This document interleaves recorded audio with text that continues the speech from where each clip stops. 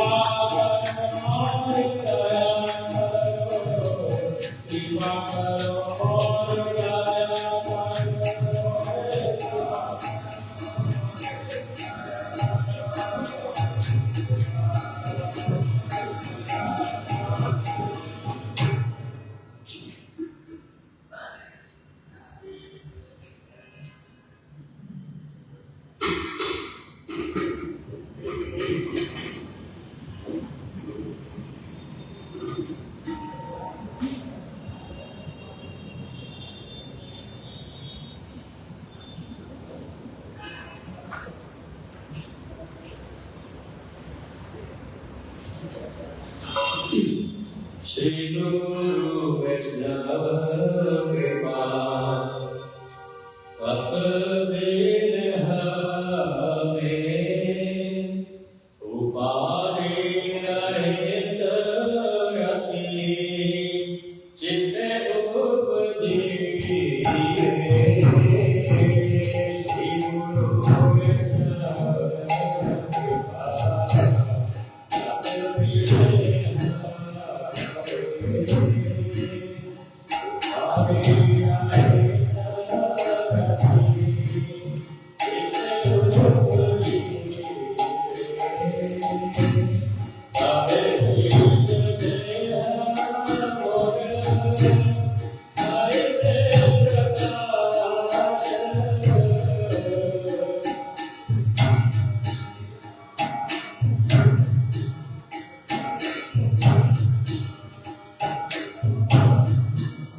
Kah din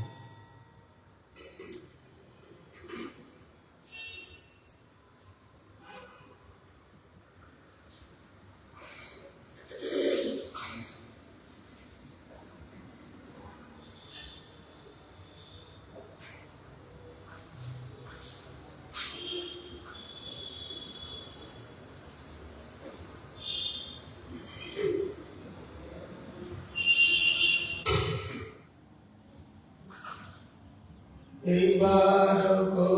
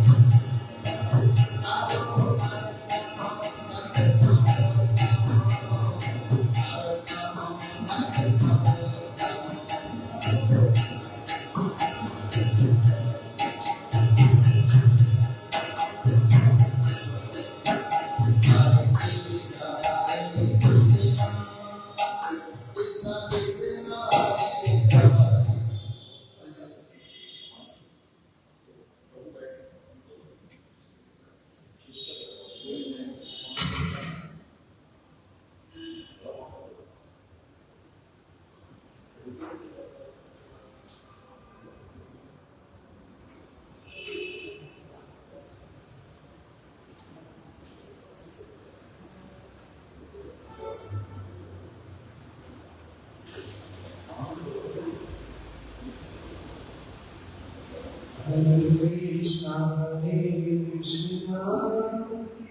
Krishna Hare Hare Hare Rama Hare Rama Rama Rama Hare Hare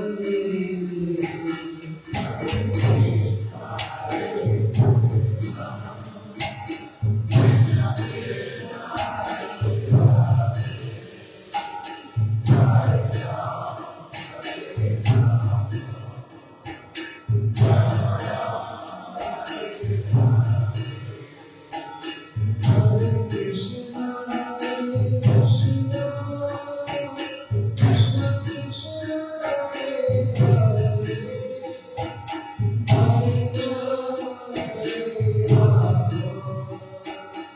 Rama Rama Hare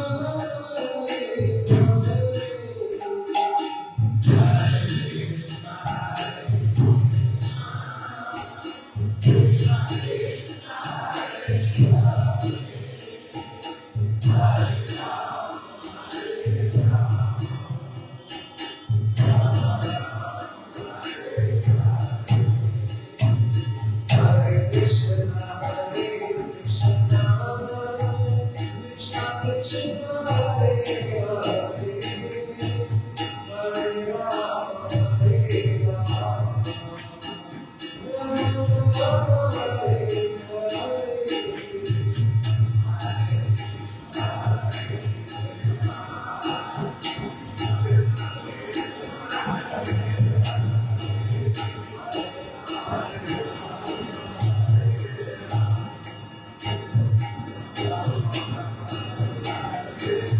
Hare Krishna Hare Krishna Krishna Krishna Hare Hare Hare Rama Hare Rama Rama Rama Hare Hare Hare Krishna Hare Krishna Krishna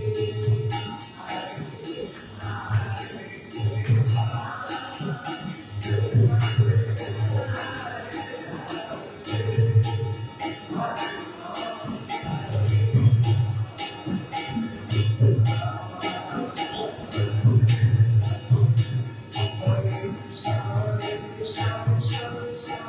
Hare Hare Rama Hare Rama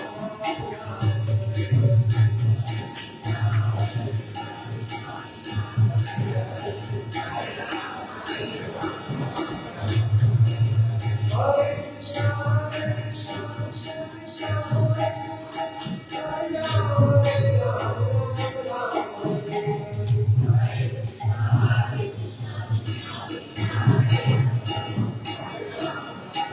Hare Krishna Hare Krishna Krishna Krishna Hare Hare Hare Rama Hare Rama Rama Hare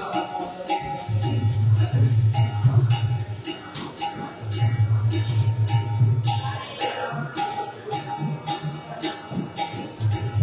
Krishna Hare Krishna Krishna Krishna Hare Hare Hare Rama Hare Rama Rama Hare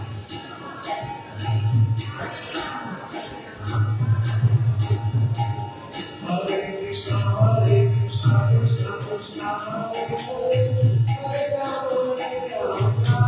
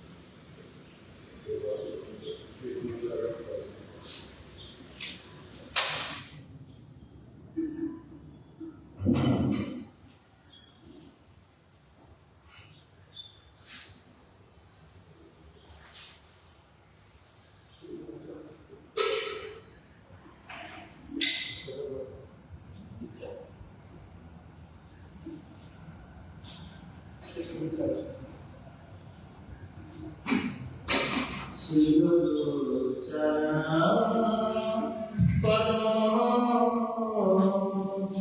केवल भक्ति साधन श्री गुरु चरण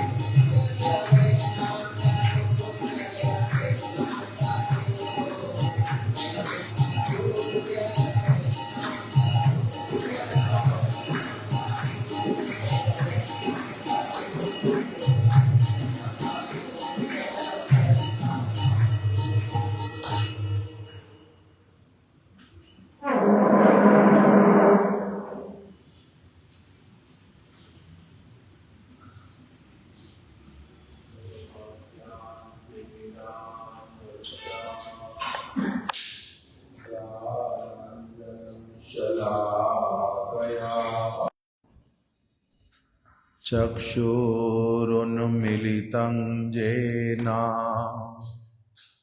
तस्मै श्री गुरवे नमः। वाञ्छाकल्पतरुभ्यश्च कृपा सिन्धुभ्य एव च पतितानां पावनेभ्यो वैष्णवेभ्यो नमो नमः। श्री कृष्ण चैतन्य प्रभु नित्यानंद श्री अद्वैत गदाधर श्रीवासादि गौर भक्त वृंद। हरे कृष्णा कृष्णा कृष्णा हरे हरे, हरे राम राम राम हरे हरे।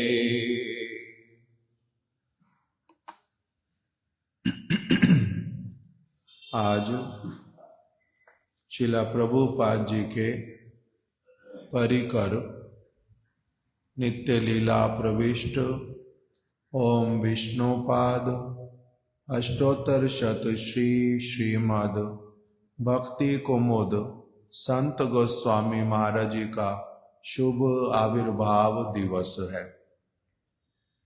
आज हम लोग उनके श्री चरण कमलों में कुछ वांगमयी पुष्पांजलि जो है वो समर्पित करने का प्रयास करेंगे।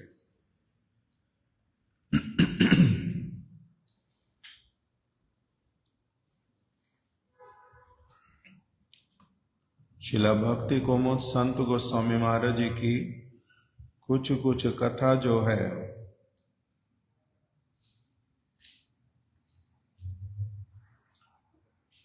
हमारे महाराज जी के द्वारा जो लिखित ग्रंथ, लिखित तो नहीं, महाराज जी ने तो नहीं लिखा, किंतु उसमें महाराज जी की कथाओं का संग्रह है। महाराज जी की कथाएं जो है उसमें संग्रहित तो हुई हैं। हम लोग उसी को ही अभी कुछ श्रवण करेंगे। वासु प्रभु मुझे ये खोल करके दे दो तो, ये नाम से खोल के दे दो जो पोस्ट है।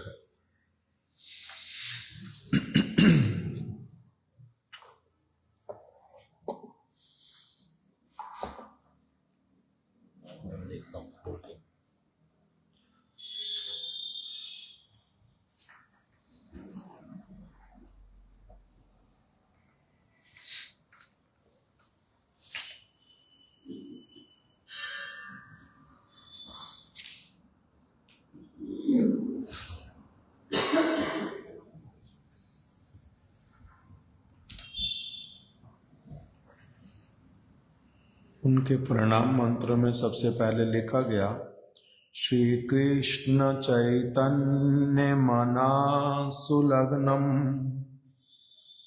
वेदांत वेदांगम पुराण विज्ञम सारस्वतानाम अति प्रिय पात्रम श्री संत देवम सततम नमामि।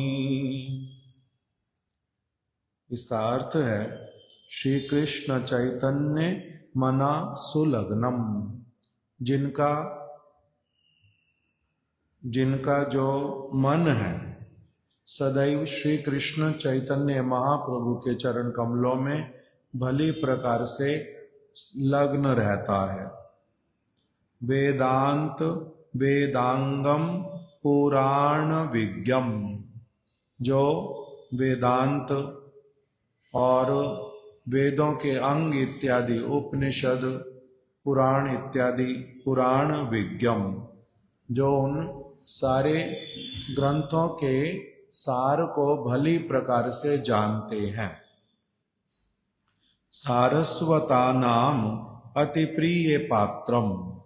शिला भक्ति सिद्धांत सरस्वती गोस्वामी ठाकुर के जो शिष्य लोग हैं, उनके जो अनुगत जन हैं, उन सबको कहते हैं सारस्वत।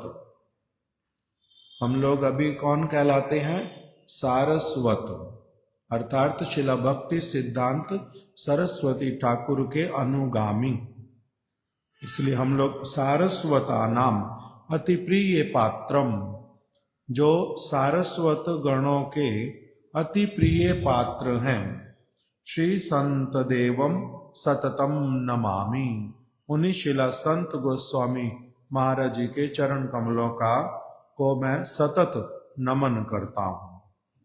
इस प्रकार से जिनके विषय में पहले प्रणाम मंत्र लिखा गया, उसके बाद में फिर कह रहे हैं कि सूर्य देव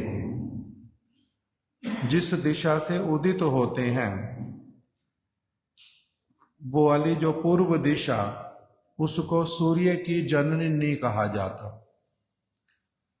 सूर्य हम लोगों को पूर्व दिशा में उदित होते हुए दिखलाई पड़ते हैं, किंतु इसी कारण से पूर्व दिशा को सूर्य की माता नहीं कहा जाता। उसी प्रकार जो वैष्णव हो जाता है, जो वैष्णव हैं, जो वैष्णव बन जाते हैं, दोनों ही, जो वैष्णव हैं का अर्थ जो भगवान के नित्य सिद्ध परिकर हैं, जो भगवान विष्णु की आराधना में नित्य काल के लिए रत रहते हैं, एक तो वो, और दूसरा जो इस जगत में किसी महत पुरुष के कृपा से, संग से शुद्ध वैष्णव बन जाते हैं। ऐसे वाले जो व्यक्ति हैं, उनके लिए कह रहे हैं उसी प्रकार जो शुद्ध वैष्णव गण है, वो उनका जन्म भले ही किसी भी कुल में क्यों ना हुआ हो, वो कुल उनका परिचय नहीं रहता। फिर जैसे वेद व्यास जी, उनका कौन से कुल में जन्म हुआ था? परीक्षित महाराज जी का कौन से कुल में जन्म हुआ था? अथवा जो भीलनी शबरी, उसका जन्म कौन से कुल में हुआ था? हनुमान वानर कौन से कुल में जन्म हुआ था? तो इसीलिए कुल का कोई उनके लिए ध्यान भी नहीं दिया जाता कि कौन से कुल में उन्होंने जन्म लिया।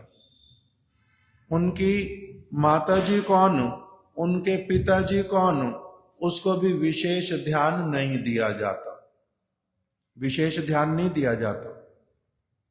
इसी प्रकार कह रहे हैं कि जैसे सूर्य पूर्व दिशा में उदित होने पर पूर्व दिशा सूर्य की जननी नहीं कहलाती, उसी प्रकार से शुद्ध वैष्णव गण जो हैं, उनका माता पिता कुल इत्यादि से परिचय नहीं होता।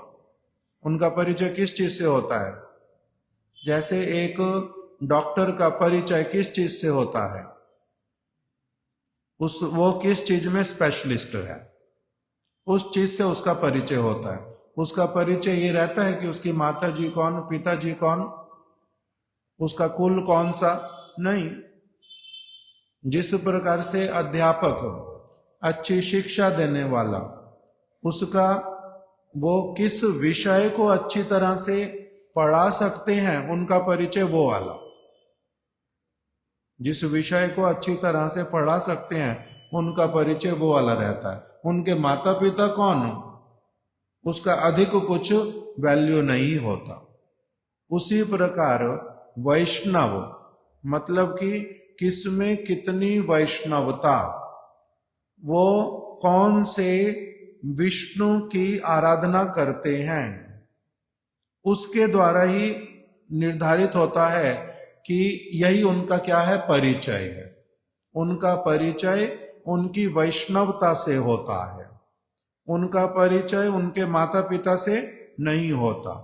उनकी आइडेंटिटी वो काले हैं, गोरे हैं, मोटे हैं, पतले हैं, हिंदू हैं, मुस्लिम परिवार से आए हैं, सिख परिवार से, इसका कोई भी मूल्य नहीं रहता। धनी थे, निर्धन है, ये कोई मूल्य नहीं रहता। वैष्णव का अर्थ वैष्णव, भगवान विष्णु की आराधना करने वाले। उनका परिचय क्या है?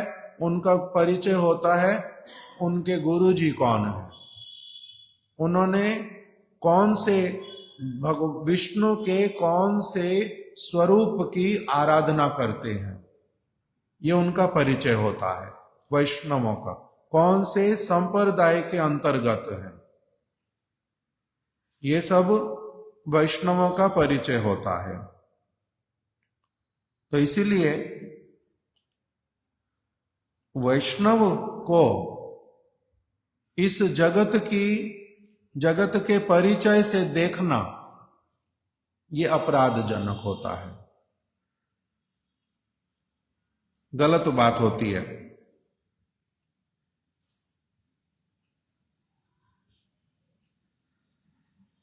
जो वैष्णवों को केवल मात्र इसी प्रकार से देखता है, ये कितना पढ़े लिखे कितना पढ़े लिखे नहीं है, ये कौन कौन सी भाषा जानते हैं कौन सी भाषा नहीं जानते, विद्वान है या नहीं है, कथा अच्छी कर पाते नहीं कर पाते, कीर्तन अच्छा कर पाते नहीं कर पाते, नृत्य अच्छा कर पाते हैं या नहीं कर पाते, और पूजा अच्छी कर पाते हैं नहीं कर पाते। ये सारा इस दृष्टिकोण से वैष्णव को कदापि नहीं देखना होता। ये ऐसे वाला देखना क्या हो जाता है, उनको साधारण मनुष्य की भांति देखना। तो कहते इस प्रकार से कभी भी वैष्णवता का परिचय नहीं होता। प्रवचन बहुत अच्छा कर सकते हैं किंतु इसका अर्थ ये नहीं है कि वो वैष्णव हैं।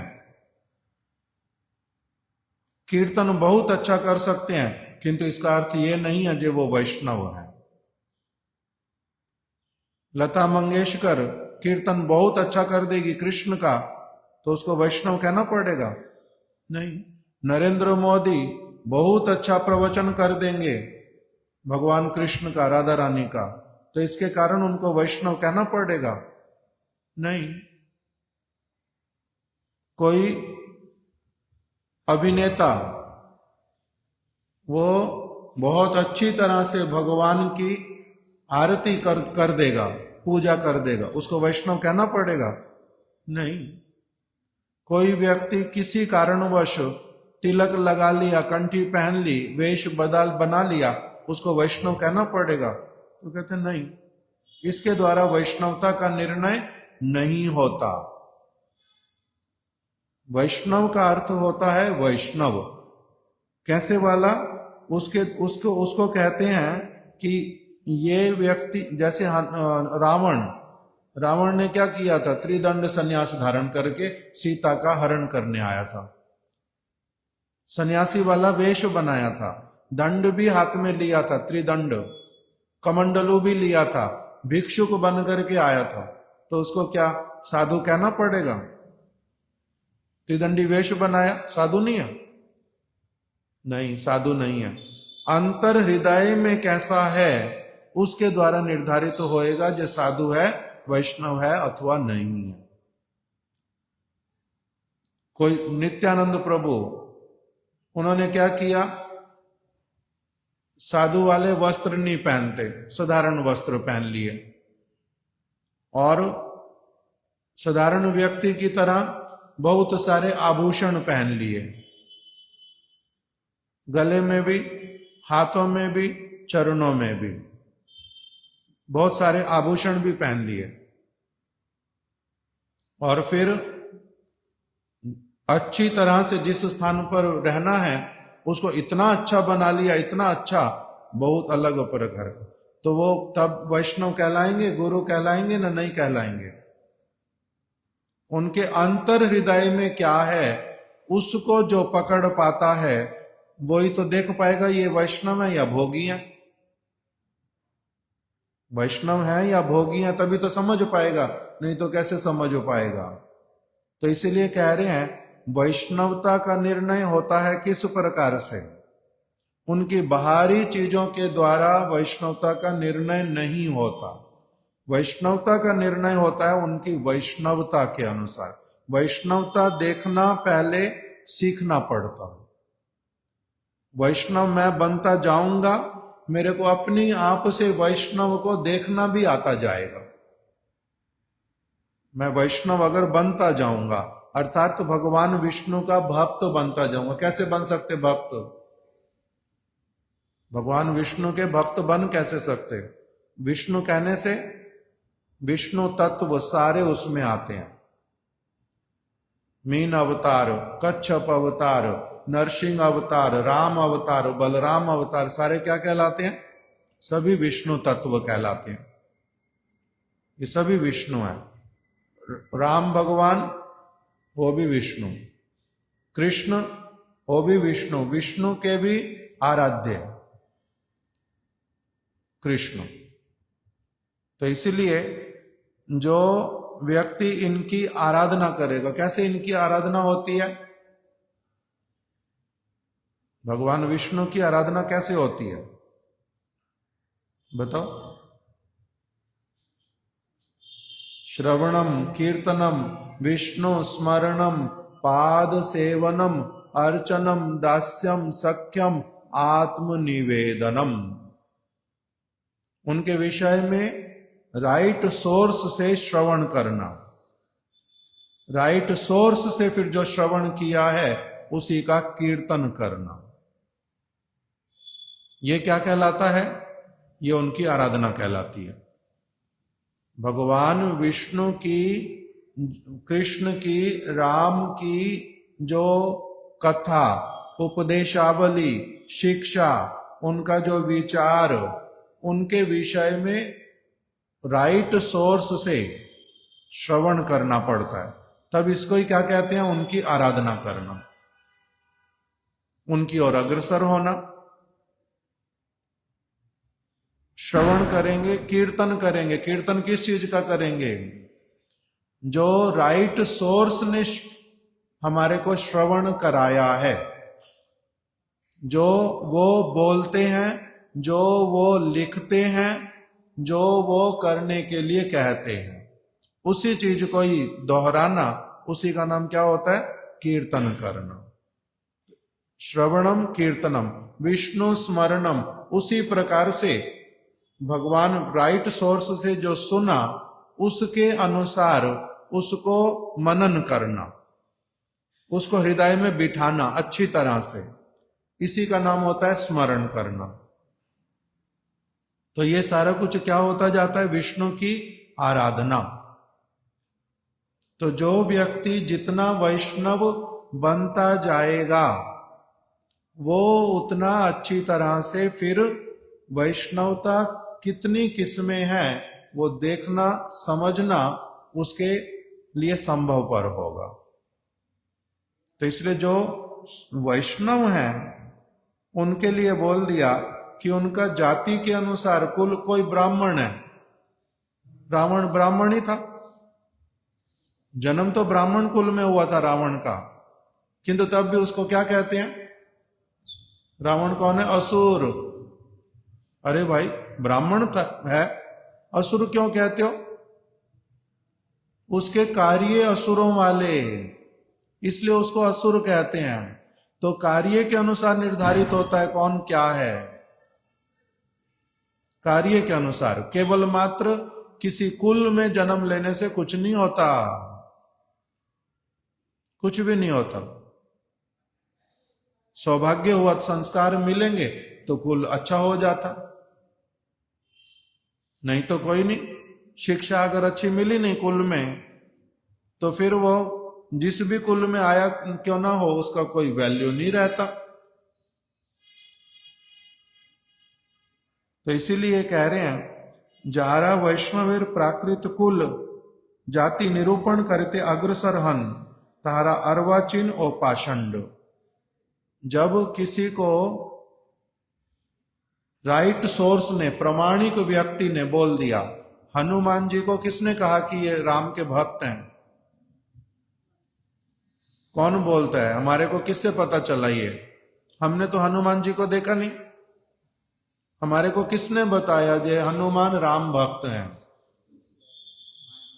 वाल्मीकि जी ने बताया। वाल्मीकि जी प्रामाणिक व्यक्ति, उनकी बात को हजारों लाखों लोग मानते हैं, प्रामाणिक लोग। तो वाल्मीकि जी ने जो बतलाया उनके ऊपर निर्भर करके हम क्या कहते हैं? हनुमान जी कौन है? भगवान राम के अति प्रिय सेवक हैं। अथॉरिटी की बात सुनते हैं तो इसीलिए यहां पर बोल रहे हैं कि जो हनुमान जी को फिर अगर कोई कहे कि ये कौन थे, ये तो बंदर थे, तो कह रहे हैं इस प्रकार से जो देखने जाता है फिर उनको कि ये बंदर थे। ये तो बंदर तो स्वाभाविक रूप में समझ आता, जब बंदर थे तो क्या करते होंगे? करते क्या होंगे? बंदर क्या कभी फल मूल खाने से पहले भोग लगाता है? तो भोग नहीं लगाते होंगे। बंदर क्या टट्टी करके धोता है? तो पहले साफ सफाई रखता है। तो हनुमान जी भी ऐसे ही टट्टी करके पेशाब करके कुछ हाथ धोते थोड़ा ना होंगे, अपने शरीर को साफ थोड़ा ना रखते होंगे। फिर भगवान ने इनकी सेवा कैसे ली होगी? ये वाली जो सारी बातें कह रहे हैं नहीं सोचनी पड़ती हनुमान जी के लिए। क्यों? क्योंकि प्रामाणिक व्यक्ति वाल्मीकि जी ने क्या कह दिया? वो कौन है? वैष्णव, भगवान राम के परम भक्त। इसलिए फिर उनकी ये वाली सारी चीजों को कभी भी सोचना ही नहीं पड़ता। और जो अगर इस तरह से सोचता है उसको क्या कहते हैं? उसको दो नाम दिए। एक बोलते हैं अर्वाचीन, दूसरा बोलते हैं पाषंड। अर्वाचीन क्या होता है? अर्वाचीन क्या होता है? नियोफाइट, अंग्रेजी में बोलते हैं अर्वाचीन। अर्वाचीन मतलब नियोफाइट। नियोफाइट का मतलब जो एक दिन पहले जिसने जन्म लिया है अभी भक्ति में, जिसने भक्ति में एक दिन पहले जन्म लिया, वही क्या कह रहा है? जो बात बोल रहा है उसको नाम हो जाता अर्वाचीन। अर्वाचीन मतलब निपट मूर्ख भी होता है और बिल्कुल नया नया किसी विषय को जानने वाला, अर्वाचीन। और पाषंड, पाषंड का मतलब कुछ चीजों को समझने वाला, कुछ चीजों को बिल्कुल ही नहीं समझने वाला, इस प्रकार का। तो इसलिए वैष्णव गण शौक्र कुलेर अंतर्गत नहीं। वैष्णवों को शौक्र कुल क्या होता है? पिता के शुक्र से, माता पिता से जन्म लेने वाला जो बालक जिस कुल में, उसके अनुसार उसका कोई विचार नहीं होता। तारा अच्युत गोत्रीय, उनको कहते हैं ये कौन है? अच्युत गोत्र वाले हैं। वैष्णव का मतलब अच्युत गोत्रीय, मतलब कि उनके गुरु जी होंगे, उनके गुरु अवश्य होंगे, सदगुरु होंगे, और जो उनको क्या करते होंगे? सदैव आत्म तत्व की शिक्षा प्रदान करते होंगे। इसलिए जो वैष्णवों का परिचय वो किसके द्वारा होता है? वैष्णवों का परिचय होता है गुरु से, परंपरा से, और कौन से? भगवान की आराधना करते हैं उससे। इसीलिए आमनाए अथवा भागवत गुरु परंपराई वैष्णवों का वंश परिचय होता है। एवं यही वैष्णव आचार्य गणेर वंश निरूपणेर प्रथा, और वो स्वयं भी इसी प्रकार से अपने मन में धारण करते हैं कि मैं कौन से वंश का हूं, और फिर उनके विषय में अन्यों को भी सदैव इसी प्रकार से ही निर्णय करना चाहिए कि ये कौन से वंश के वैष्णव हैं, कौन से परंपरा के, कौन से संप्रदाय के वैष्णव हैं। केवल यही उनका परिचय होता है। इसको कहते हैं वास्तविक वैष्णव का परिचय। तो आज जिनका शुभ आविर्भाव तिथि है, श्रील भक्ति कुमुद संत गोस्वामी महाराज जी, उनका वंश परिचय क्या है कि वो शिला प्रभुपाद भक्ति सिद्धांत सरस्वती गोस्वामी ठाकुर जी के शिष्य हैं, उनके अनुगामी हैं, उनके अनुगामी हैं। और फिर जिस किसी स्थान पर एक वैष्णव का वास प्रारंभ होता है, जेई देशे जेई कुले वैष्णव अवतरे, ताहार प्रभावे लक्ष्य योजन निस्तारे। जिस देश में अलग अलग वैष्णवों का अलग अलग स्थान पर जन्म होता है, कोई कहीं भगवान की इच्छा से, जैसे साधारण व्यक्तियों का भी कहीं पर भी किसी का भी जन्म होता है, इसमें तो किसी का बस नहीं चलता। जहां पर जिसका जन्म भगवान की इच्छा से होता है वहां हो जाता है। इसी प्रकार से जो वैष्णव जन है, भगवान उनका भी क्या करते हैं, अलग अलग जगह पर उनका जन्म कराते हैं, उनका जन्म कराते हैं। जिस भी स्थान पर जे देशे जय कुले, जहां कहीं पर भी उनका जन्म हो जाता है, उसी से होता क्या है, ताहार प्रभावे, उनके प्रभाव से अनेकों अनेकों स्थानों का लक्ष्य योजन निस्तारे, बहुत सारे स्थानों पर मंगल ही मंगल छा जाता है। हनुमान जी जहां कहीं पर भी जाएंगे वहां क्या होएगा, हनुमान जी जहां कहीं पर भी जाएंगे क्या होएगा, वहां पर भगवान राम के विषय में लोगों को पता चलना प्रारंभ होएगा, सीता जी के विषय में पता चलना प्रारंभ होएगा, उनका जीवन पता चलने लगेगा, उनका किस प्रकार का चरित्र है वो सब पता चलने लगेगा। तो हनुमान जी जहां जहां जाएंगे, इसी प्रकार से जो जो भक्त जहां भी जाते हैं उसके द्वारा क्या हो जाता है, वो अगर कुछ भी नहीं बोले तब भी क्या होता है, कुछ भी नहीं बोले, कहीं भी किसी से भी नहीं मिले, उनका रोम रोम जो है वो भगवान राम की बात बोलता है। उनके बैठे रहने से ही, जैसे सूर्य उदित हुए, उन्होंने आप में से किसी को भी, हमारे में से किसी को भी उन्होंने कुछ कहा है, सूर्य ने, सूर्य उदित हो गए हैं, प्रकाश उनका चारों ओर आ गया है। सूर्य ने किसी को भी बोला है जो आप मेरा लाभ उठा लो,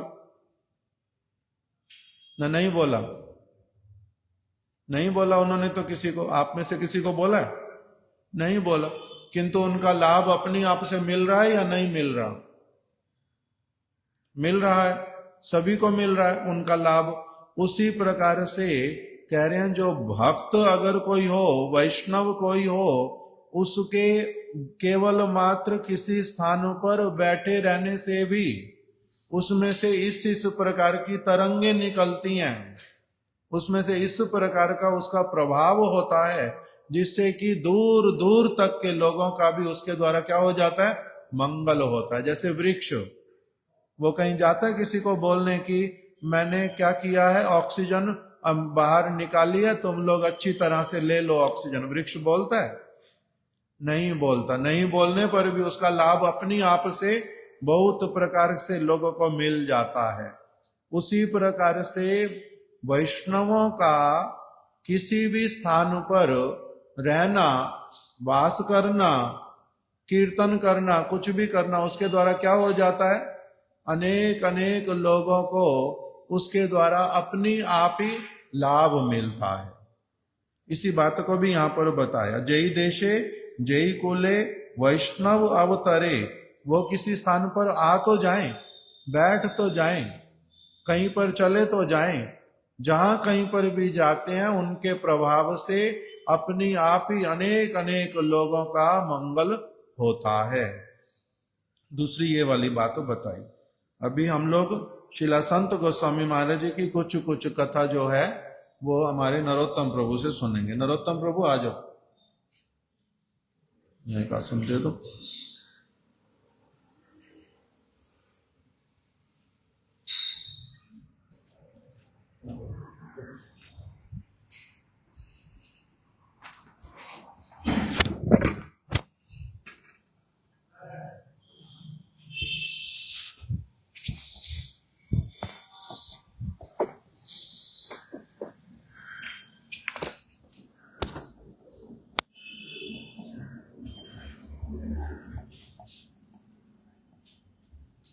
था।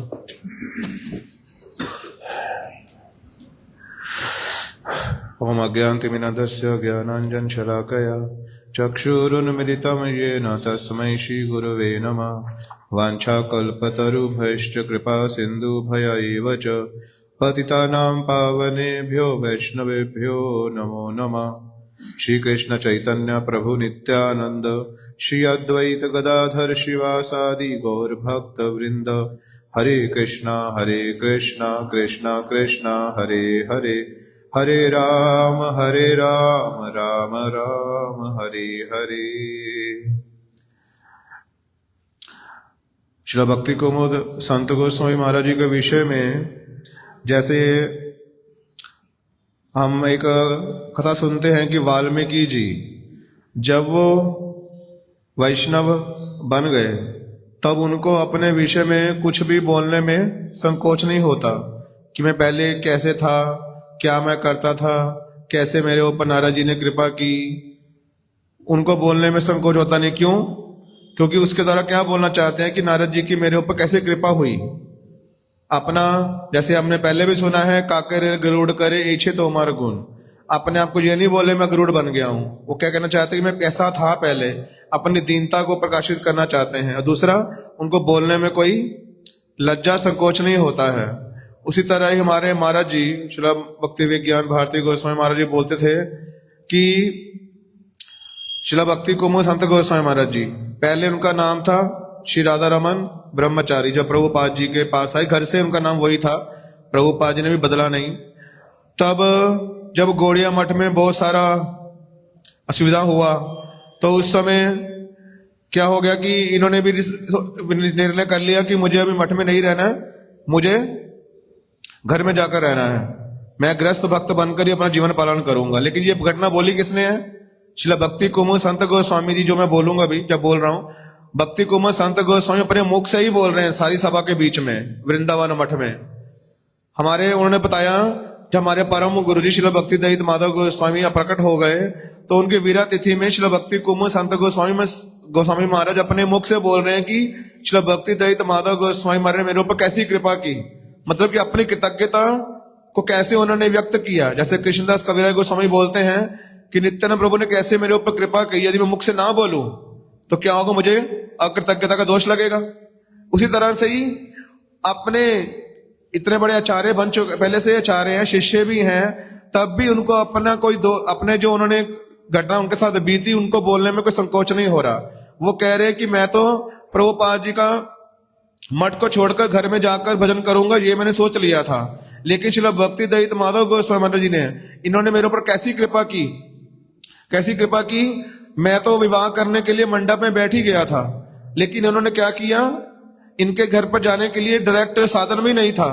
श्री हमारे परम गुरु जी जहां तक खड़गपुर उतरे, वहां से पैदल काफी लंबा चल करके उसी स्थान पर पहुंच गए जहां पर इनका घर था।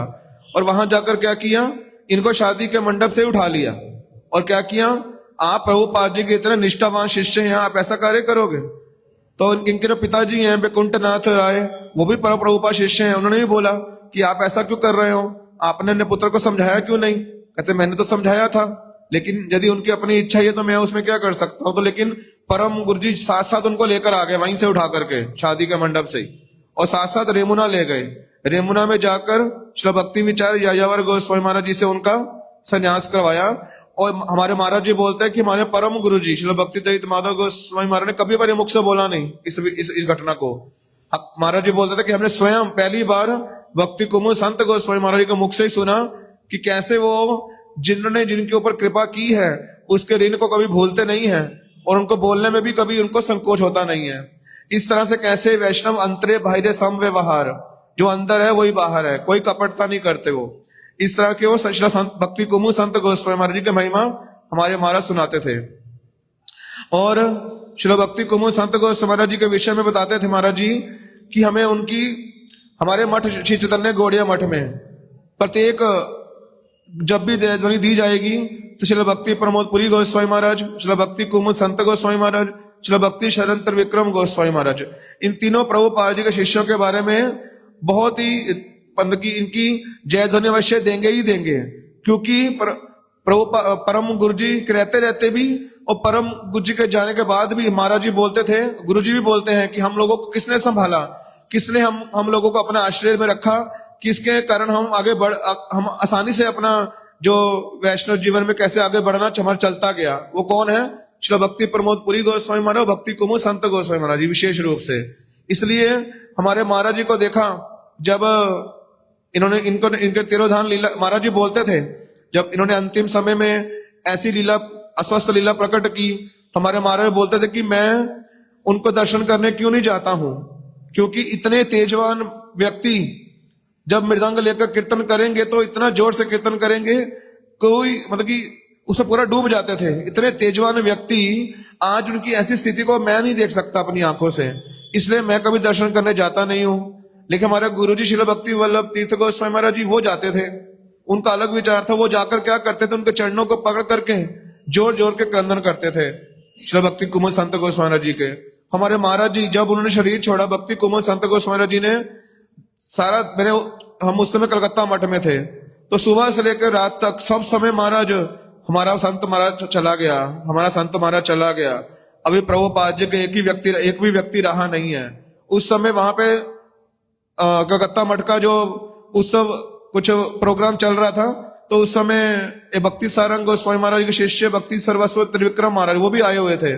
जब महाराज जी उनको मिलने के लिए रूम में गए, तो अंदर बाद घुसे हैं, पहले ही बोलते हैं, महाराज हमारा संत महाराज चला गया, हमारा संत महाराज चला गया। इस तरह से उनके प्रति बड़ी विशेष, महाराज जी का उनके प्रति बड़ा ही कहते, उनके प्रति बहुत ही एक विशेष झुकाव था उनके प्रति। बहुत ही उनको जैसे अपने पिता के समान मानते थे कि इन्होंने हमारे ऊपर बहुत ही कृपा की है। और महाराज जी जब उनकी घटनाएं सुनाते थे कि कैसे मुझे भक्ति कुमुद संत गोस्वामी महाराज ने बहुत बार सेवा करने का मौका दिया, तो उसको बोल करके महाराज जी बहुत ही अपने आप को एक गर्व अनुभव करते थे कि मेरे को भक्ति कुमुद संत गोस्वामी महाराज जी की महिमा करने का मौका, सेवा करने का अवसर मिला। तो इस तरह से एक बार क्या हुआ, इसको बोलने से पहले, कि हम लोग पुरी में थे, तो पुरी में जब उनकी तिरोभाव तिथि आई जनवरी मास में, तो सब भक्त लोग उनके मठ में गए थे, वहां पे उनका उत्सव था। जब लोग वापिस आए तो कुछ लोग प्रसाद लेकर आए, कोई एक रसगुल्ला लेके उसने मुझे दे दिया। तो मैंने महाराज जी को बोला कि महाराज जी मुझे एक रसगुल्ला मिल गया उनके मठ से। तो महाराज बोला तुम बहुत सौभाग्यशाली है कि भक्ति कुमुद संत गोस्वामी महाराज जी के उत्सव का तुम्हें एक प्रसाद भी खाने को मिल गया। मतलब इस तरह के वैष्णव थे। जैसे हरिदास ठाकुर का विषय बोला महाप्रभु ने कि कोई उनका उत्सव का यदि प्रसाद भी ग्रहण कर ले उनके तिरोभाव तिथि में, आविर्भाव तिथि में, तब भी कहते परम मंगल की प्राप्ति होती है। ऐसे परम वैष्णव है ये श्री भक्ति कुमुद संत गोस्वामी महाराज जी। तो हमारे महाराज जी उनकी महिमा सुनाते कहते थे कि कैसे मुझे एक बार श्री भक्ति कुमुद संत गोस्वामी महाराज ने पत्र लिखा कि मेरे शिष्य जो हैं, उनके जो मठ है केशियाड़ी में, उसके 50 वर्ष पूर्ति का उत्सव मना रहे हैं। तो उनकी इच्छा होती है कि राजा जो पुरी का राजा है उनको हम उत्सव में बुला लें। लेकिन उन्होंने बहुत बार प्रयास किया, पहले गवर्नर को बुलाया, गवर्नर ने हाँ की, बाद में ना कर दी। तो बाद में पुरी का राजा उनको बुलाना चाहते थे, उन्होंने भी बोल दिया कि मेरी तो पहले से ही अरेंजमेंट है, एंगेजमेंट है, मैं कैसे आऊं। तो हमारे भक्ति कुमुद संत गोस्वामी ने हमारे महाराज जी को पत्र लिखा। तो हमारे महाराज जी का डायरेक्ट संबंध था पुरी का जो राजा था, पुरी में जो पुरी मंदिर का जगन्नाथ जी का जो सेवा का प्रधान सेवक गजपति, उनके साथ। तो जब महाराज जी उनके साथ मिलने गए, उन्होंने बोला, उनका जो सेक्रेटरी है, कि देखो मेरा उस समय डेट फिक्स है कि नहीं फिक्स है। तो सेक्रेटरी ने बोल दिया कि हाँ आपका तो उस समय डेट फिक्स है। तो महाराज जी ने बोला ठीक है, उसके ऊपर आप ना लिख दो, क्या हो गया। क्योंकि बाद में महाराज जी ने बोला कि जिस प्रोग्राम में आपने जाना है ऑन द वे ही खड़गपुर आना है, तो आपका प्रोग्राम 2 दिन बाद है, तो आप क्यों ना उस समय भाग कर लेकर के फिर जाएं। तो राजा ने मान लिया। तो महाराज जी इस तरह से राजा को लेकर के श्री भक्ति कुमुद संत गोस्वामी महाराज के मठ में आए। तो उसके बाद महाराज जी बोलते उस समय बहुत बड़ा प्रोसेशन निकला, बहुत बड़ा एक यात्रा निकली। उस समय क्या हुआ, वहां पर एक महाप्रभु के परिकर हैं, शायद उनका नाम भूल रहा हूं, उनके श्रीपाठ पे गए। तो वहां के जो पुजारी हैं वो कुछ प्रणामी देंगे श्री भक्ति कुमुद संत गोस्वामी महाराज जी को। तो उन्होंने बोला कि हम लोग गुरुवर्गों की सेवा करेंगे या गुरुवर्गों से सेवा लेंगे, इसलिए हम आपसे प्रणामी देंगे नहीं, उल्टा हम आपको देकर जाएंगे।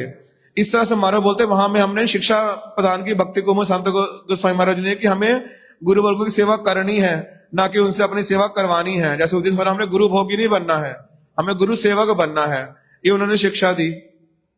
और उनकी जब बड़े ही वो स्ट्रिक्ट थे श्री भक्ति कुमार संत गोस्वामी महाराज जी, कोई भी अगर ठाकुर जी का भोग 12 बजे लगना है तो 12 बजे भोग लगना ही है। ऐसा नहीं कि पुजारी कभी भी कोई भी उल्टा पुल्टा आगे पीछे कर देगा। तो महाराज जी बोलते एक बार क्या हुआ, ठाकुर जी का भोग लेट होने वाला है क्योंकि खीर बनी नहीं, दूध लेट आया। तो महाराज जी बोलते हैं कि उनके सेवक लोग बोलते हैं कि महाराज जी आप किसी तरह हमारे गुरु जी को संभाल लो, नहीं तो हमारी आज खैर नहीं है। हमें वो पिटाई भी कर देते थे, ऐसे वाले थे श्री भक्ति कुमार संत गोस्वामी महाराज जी। तो महाराज जी ने किसी तरीके से श्री भक्ति कुमार संत गोस्वामी महाराज जी को थोड़ा श्वासन दिया कि थोड़ा सा अभी भोग लगने वाला, बस तैयार, पारा सज गया है, इतने में दूध आ गया, फटाफट उन्होंने भोग लगा दिया। तो महाराज जी शांत हुए। और जो अगर कथा में कभी स्वयं भी कभी वो लेट करते नहीं थे। यदि 5 मिनट कथा बोलनी तो 5 मिनट ही बोलेंगे, 10 मिनट 10 मिनट ही बोलेंगे।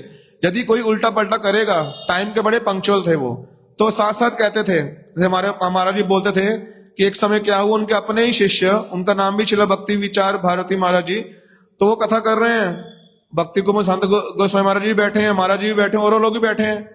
तो कहते जब वो कथा करने में 5 मिनट देरी, 1 मिनट देरी हो गई, घंटी बजा दी उन्होंने कि देरी हो रही है, लेकिन तब भी बोलते जा रहे हैं।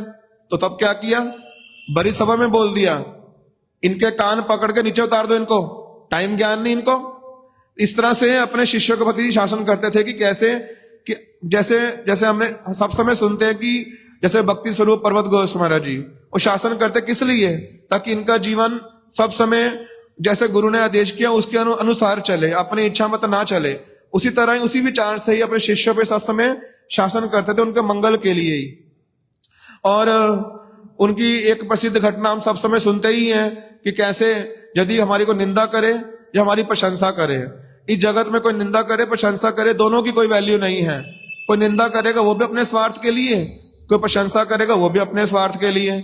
इसलिए उसमें अपना दिमाग ना घुमा करके अपने लक्ष्य की ओर हमें सब समय ध्यान देना चाहिए। इस जगत में तो लोग ऐसा करते ही रहेंगे, कभी रुकेंगे नहीं। तो इसकी घटना को हम बार बार सुनते ही हैं, कैसे स्टीमर में जा रहे थे तो उस समय किसी ने, ये तो छोटे ब्रह्मचारी जो पहले पहुंच गए स्टीमर में, इनको सीट मिल गई, लोग धीरे धीरे आ रहे हैं, सारी सीटें भर गई।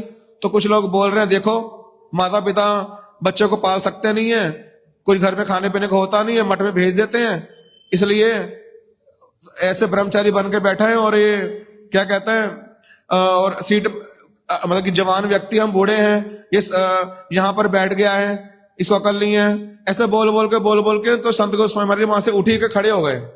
तो अपना वो बैठ गए आराम से। तो उसके बाद क्या हुआ, अचानक तूफान आ गया। तो जो लोग ने उठाया वो हाय हाय कर रहे हैं कि हम लोग तो गहने लेके जा रहे हैं अपनी लड़की के लिए, उनकी शादी करनी है, अगर तूफान में हम सब डूब गए तो क्या होगा। तो फिर उनको बोलने लग गए, ओ भक्ति को ज्यादा रमन ब्रह्मचारी, प्रभुपाद जी समय की बात है, तो उसमें बच्चे थे वो, तो कहते आप तो बड़े भगवान आपकी सुनेगा, आप तो ब्रह्मचारी हो ना, आप तो भगवान के शरणागत हो, ये बच्चा इधर आ, तू क्या कर भगवान के मेरी गोदी में बैठ जा और क्या कर भगवान का नाम ले, भगवान का नाम लेगा तो हमारा भगवान सुनेगा। हमने तो कभी भगवान की सेवा की नहीं, हमारी भगवान सुनेगा नहीं। जब अपना स्वार्थ हुआ तो क्या कर निंदा कर रहे हैं। जब अपना स्वार्थ है कि भगवान हम पे कृपा करते, हमने हमें इस तूफान से बचा ले, तो ब्रह्मचारी की महिमा दिख रही है। तो इस तरह से वो कहते थे कि इस जगत के लोगों की निंदा और प्रशंसा दोनों में ही कोई वैल्यू नहीं है, दोनों ही सार रहित है। इसलिए हमें उनमें अपना ज्यादा दिमाग लगा करके अपना समय वेस्ट नहीं करना चाहिए। इसी तरह उनकी बहुत सारी महिमा है। वांछा कल्पतरु वैष्णव कृपा सिंधु भाई वच पतिता नाम पावनेभ्यो वैष्णवेभ्यो नमो नमः।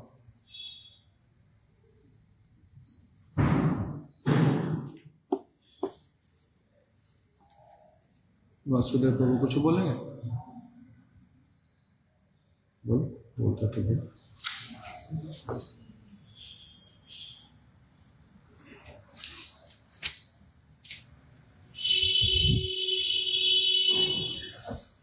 हरे कृष्ण।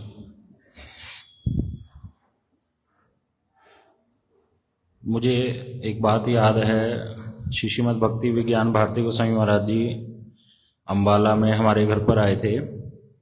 तो मैंने जो पहली बार कथा किसी वैष्णव के बारे में सुनी थी वो यही दिन था जब महाराज जी ने श्रीमद् भक्ति कुमुद संत गोस्वामी महाराज जी की आविर्भाव तिथि पर ये कथा बोली थी। तो वो पहला दिन था जब मैंने किसी गुरु वैष्णव के विषय में ऐसे कथा सुनी थी महाराज श्री के मुखारविंद से, मुझे वो स्मरण है बात। और जो नरोत्तम बाबू ने अभी ये घटना सुनाई, ये वाली घटना तब महाराज जी ने बोली थी हमारे घर पर, और वो हमेशा के लिए याद रह गई थी उनके जब मुखारविंद से श्रवण करी।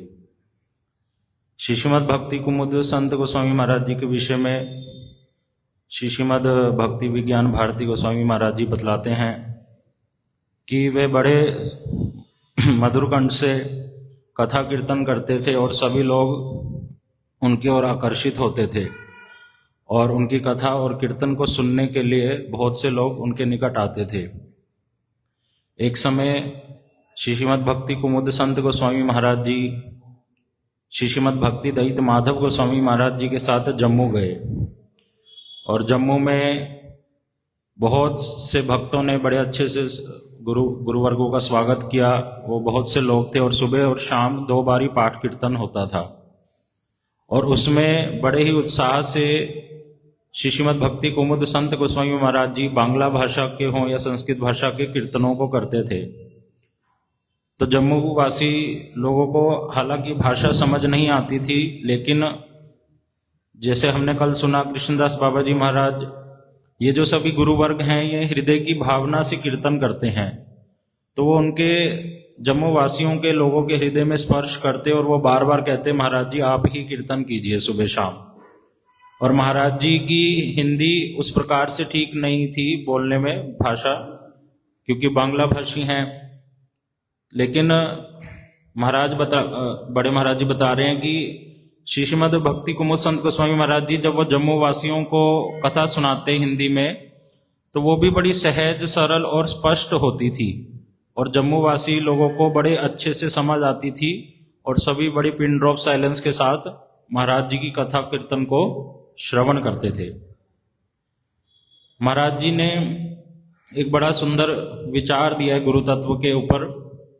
वे अपनी कथा में बोलते थे कि श्री सनातन गोस्वामी जी ने कहा है, महाप्रभु ने श्री सनातन गोस्वामी को कहा है कि जीवेर स्वरूप है कृष्णेर नित्य दास।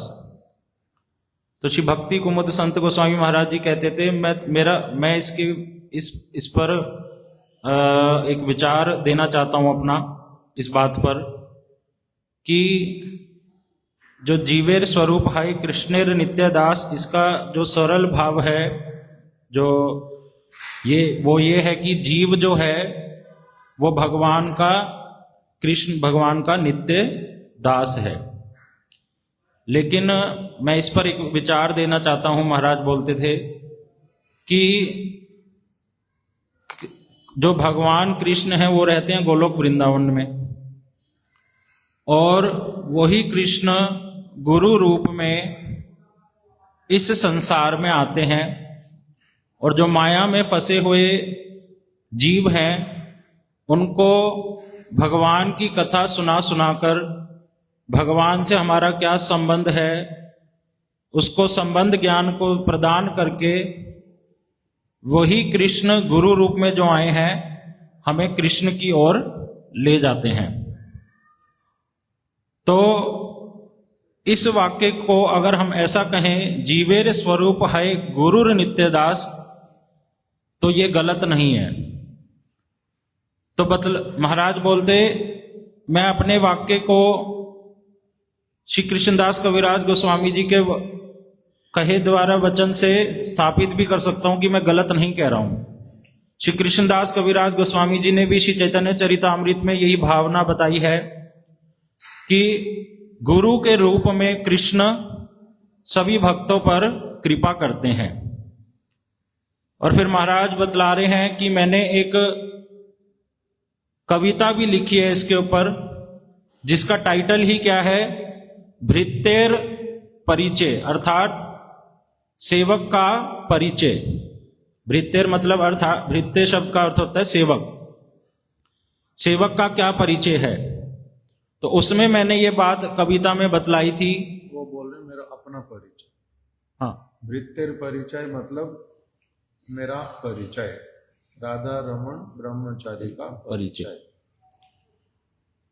तो उस समय उन्होंने ये बात लिखी जब वे बड़े युवा अवस्था में थे, नए नए थे, तब उन्होंने ये प्रभुपाद जी की कथाओं को सुनकर ये भावना को बता रहे हैं कि जो गुरु जी हैं उनकी सेवा करना और कृष्ण की सेवा करना, गुरु की सेवा करना की महिमा ज्यादा है कृष्ण की सेवा से।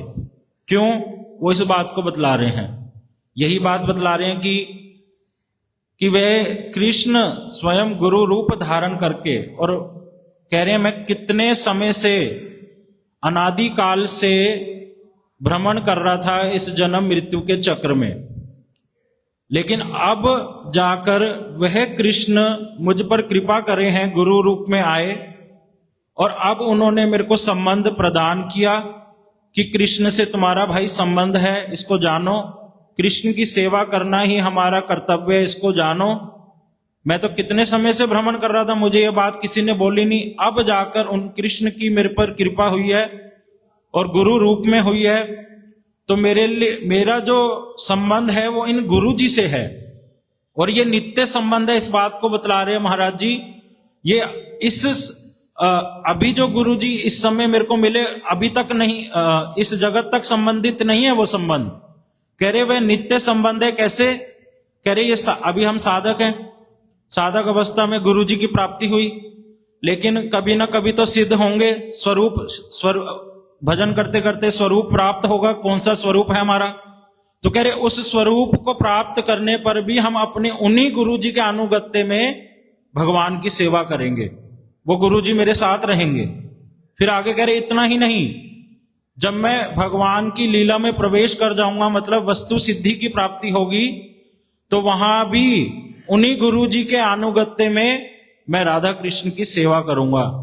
ये संबंध नित्य है, ये यहां तक संबंध नहीं है। वो कृष्ण देखो गुरु रूप में आए हैं, अभी साधक के रूप में मेरे को गाइड कर रहे हैं और स्वरूप सिद्धि तक लेके जाएंगे, वस्तु सिद्धि तक लेके जाएंगे। वही गुरु जी मेरे साथ रहेंगे। वो गुरु नित्य हैं, मेरे लिए नित्य वंदनीय है, नित्य पूजनीय है। इसलिए जीवेर स्वरूप है गुरु नित्य दास कहना कोई गलत बात नहीं है। इस बात को श्री रूप गोस्वामी जी ने भक्ति रसामृत सिंधु में भी कहा है कि विश्रम्भेन गुरु सेव्या, कि अपने गुरु जी की स्नेहमयी सेवा करने से ही कृष्ण की सेवा की प्राप्ति होगी। तो इसलिए हम उन कृष्ण के नित्य दास हैं जो गुरु स्वरूप में हमारे सामने उपस्थित प्रकटित हुए हैं। तो ये इस प्रकार के सुंदर विचार महाराज जी गुरु तत्व के विचार बतला रहे हैं। उसमें और भी बहुत सारी बातें सुंदर सुंदर, बहुत सारे गूढ़ रहस्य को प्रकट करके बतला रहे हैं। तो जब ये कविता श्री प्रभुपाद जी के हाथ में आई, उस समय महाराज जी ब्रह्मचारी थे और नए थे, तो प्रभुपाद जी तो गदगद हो गए कि इन्होंने राधा रमन ब्रह्मचारी जी ने इतने सुंदर विचार और सत्य बातों को बोला है। और बड़े खुशी से एकदम से हमारे परम गुरु जी अर्थात श्री श्रीमद भक्ति प्रमोद पुरी गोस्वामी महाराज जी, उस समय ब्रह्मचारी थे, श्री प्रणवानंद ब्रह्मचारी जी, उनको बुलाए, इधर आओ इधर आओ। और ये देखो कितना सुंदर श्री राधा रमन ब्रह्मचारी जी ने कविता लिखी है। इसको तो हमें दैनिक नदिया प्रकाश डेली न्यूज पेपर में एज इट इज छापना है। तो आप कृपा करके इसको छापिए। कृपा कर नहीं मतलब मतलब उनको बोला कि आप इसको छापिए। तो इस प्रकार से श्री भक्ति कुमुद संत गोस्वामी महाराज जी की महिमा है। अभी नरोत्तम बाबू से सुना था कि कैसे वे बड़े समय की निष्ठा रखते थे और कोई किसी भक्त को अगर कहा कि आपने 10 मिनट कथा करनी है, और अगर महाराज जी से वे कोई श्रेष्ठ वक्ता होते थे तो उनको बड़े प्रेम से लेकिन दृढ़ता से ही कि भाई 10 मिनट बोलना है तो आपको भी 10 मिनट ही बोलना है। और कोई छोटा उनसे होता तो उनका कान पकड़ के उनको नीचे बिठा देते कि 10 से 11 मिनट क्यों हो रहा है, ये अच्छी बात नहीं है। और एक घटना बताते हैं कि नियमों के प्रति बड़ा स्ट्रिक्ट थे। जैसे एक बारी महाराज जी की कथा में सभा में एक माता आ गई, अपने पोते को लेकर बैठ गई और वो पोता रोने लग गया। नेचुरली बच्चे रोते हैं छोटे। तो महाराज जी बड़े बिगड़ गए। महाराज जी ने सिंपल कहा, माता जी आप यहाँ इस सभा से चले जाइए, आप यहाँ बैठने लायक नहीं है, आपको इतनी समझ भी नहीं है, हम यहाँ पर भगवान की बातें कर रहे हैं और आप अपने मन के अनुसार कुछ क्रिया कर रहे हो। ये स्थान मन के अनुसार करने वाला स्थान नहीं है, आप यहां से चले जाइए। और आप किसको प्रायोरिटी दे रहे हैं? आप भगवान की कथा को प्रायोरिटी ना देकर उस बच्चे को प्रायोरिटी दे रहे हैं, इसका मतलब आपकी भगवान में रुचि नहीं है, तो आप यहां से चले जाए। तो ऐसे क्रोध करके बड़े स्ट्रिक्टली भगवान की कथा को कैसे प्राथमिकता दी जाती है, प्रायोरिटी दी जाती है, इस प्रकार महाराज जी समझाते।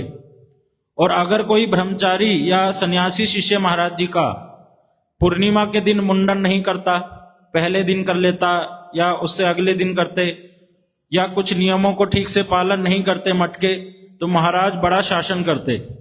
उनको शासन करके कहते कि आपका ब्रह्मचारी वेश धारण करना अच्छी बात नहीं है, आप नियमों को पालन नहीं कर सकते मटके हैं।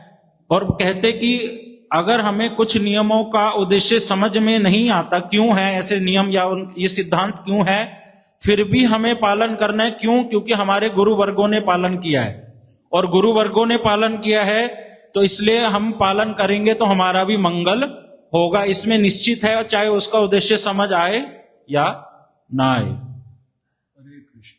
हरे कृष्ण। श्रीमद् भक्ति कुमुद संत गोस्वामी महाराज की तदीय शुभ आविर्भाव तिथि की जय। गौर प्रेमानंदे हरि हरि बोल। पंचकल्पतरुभ्यश्च कृपा सिन्धुभ्य एव च पतितानां पावनेभ्यो वैष्णवेभ्यो नमो